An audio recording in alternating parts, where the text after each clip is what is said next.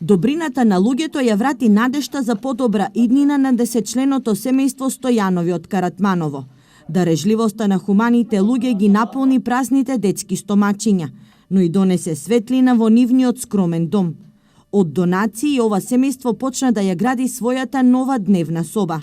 Во овие 20 на квадрати, откако ќе се иззидат, мирен сон ќе имаат најмалите – Марија, Јован, Петар и Теодора. Градежните работи одат полека. Санде сам гради. Најголема помош му е неговиот 13 годишен син Дамјан.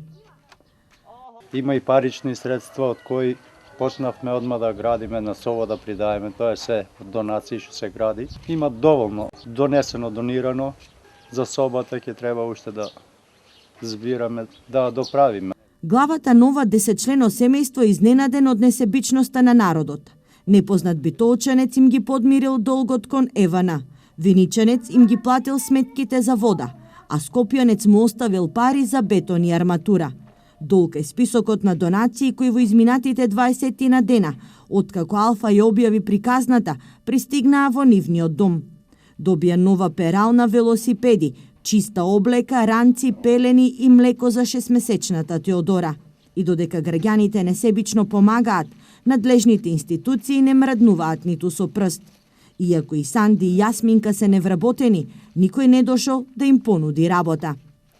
Од државните институции, ниту градоначалникот, ниту Центарот за социјални работи, ни Министерство за труд и социјала се немат ни јавено, ни дојдено, ни прашано како е и што е. Така. Од нив немам никаква помош. Сега повторно е потребна помош. За децата да имаат топла соба, потребни се керамиди, прозорци, врата. Секој што сака да донира може да го стори тоа уплаќајќи на нивната сметка. Приказната за ова 10-члено семејство крена прашине и на социјалните мрежи.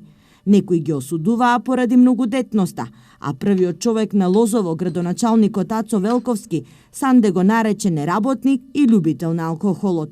Освен од социјална помош, ова семејство за да преживее работи и по тугите ниви.